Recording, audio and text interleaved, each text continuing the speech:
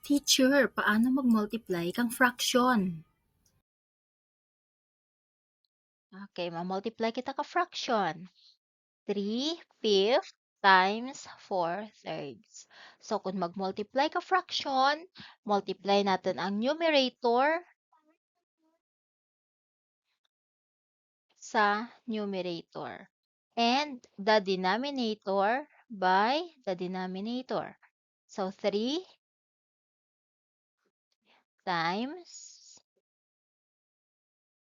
4 over 5 times 3. Therefore, the answer is 3 times 4, 12 over 5 times 3, 15.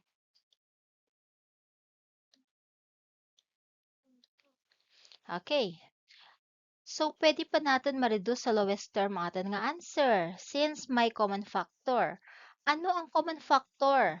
Ang common factor, ang number nga pwede makadivide sa numerator kag pwede man makadivide sa denominator.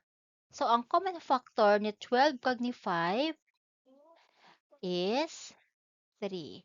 So, we divide 3 by the numerator and divide also 3 by the denominator. So, therefore, our final answer is 12 divided by 3. That is 4 over 5 divided by 3. That is 5. So, our final answer is 4/5.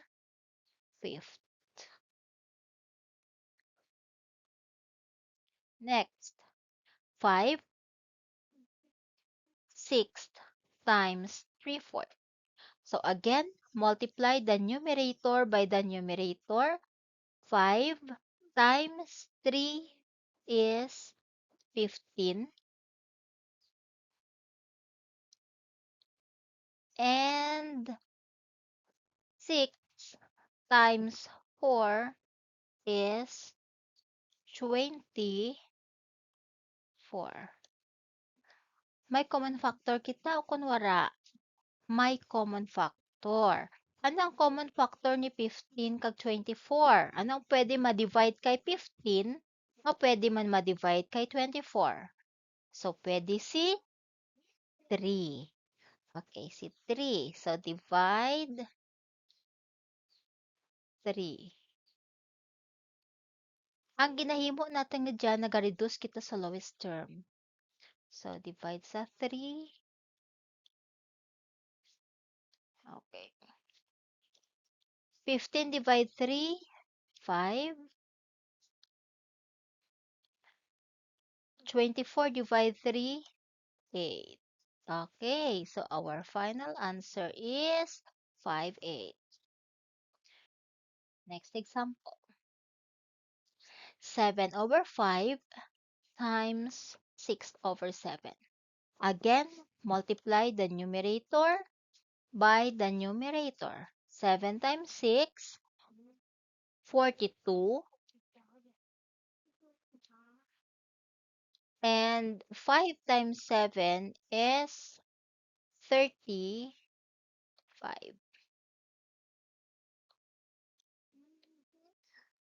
Okay. May common factor kita, wala? Wala. Pero pwede natin ma-divide si 42 kay 35 since si 42 bahal kaysa kay 35. So, how are we going to divide? 42 divide 35. Okay, so, syempre, saan ka 35 lang ang 42? So, 1. 1 times 35 is 35. Okay. Subtract.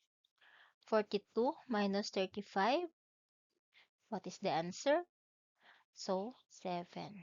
So, therefore, our answer is 1. 1 is came from the quotient. Okay.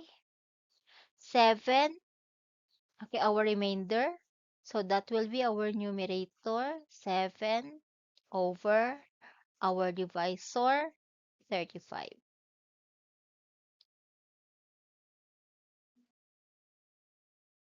Okay, so our final answer is 1 and 7 35.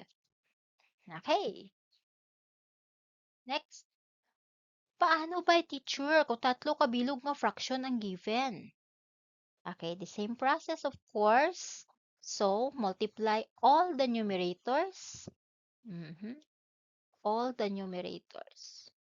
And multiply also all the denominators. So, 6 times 5, 30. 30 times 3,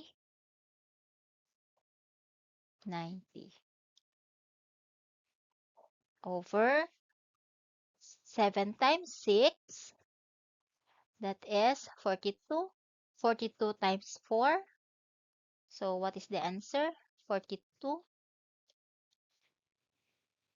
times 4. Okay.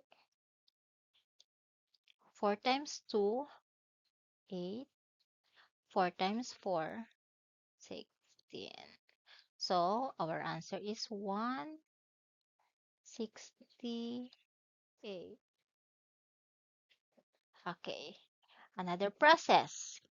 May pwede kita i-cancel. Okay. Kopyahan natin sa dalam ang given. 6 over 7 times 5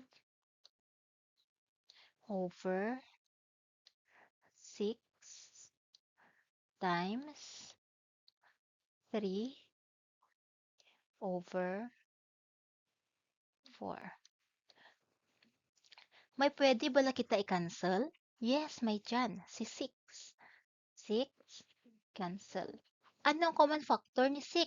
Siyempre, 6 itself. So, 6 divides 6, mahimo din lang yung 1. 6 divides 6, mahimo 1. May dyan pa bala nga pwede makancel? Wala rin. So, mamultiply rin kita. 1 times 5, 6. 1 times 5, 5. 5 times 3, 15.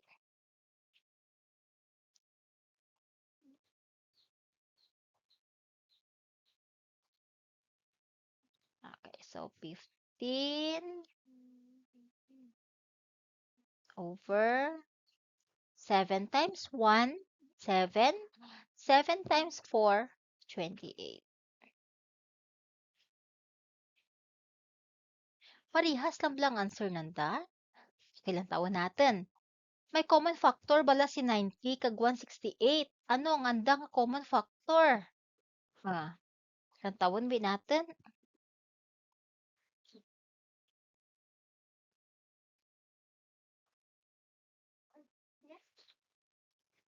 Okay, anong pwede natin nga ma-divide kay 90 kag anong pwede ma-divide kay 168?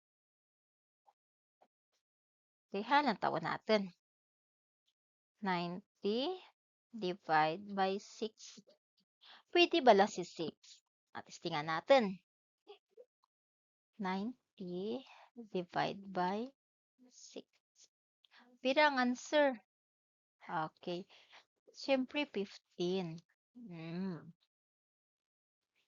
Over 168 divide by 6. Pira ba yung answer?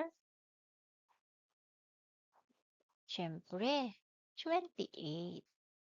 Okay. So, the answer is still the same. So, sundan nyo lang ang process nga mas hulas kag mas magan para kaninyo. Amo lang ra.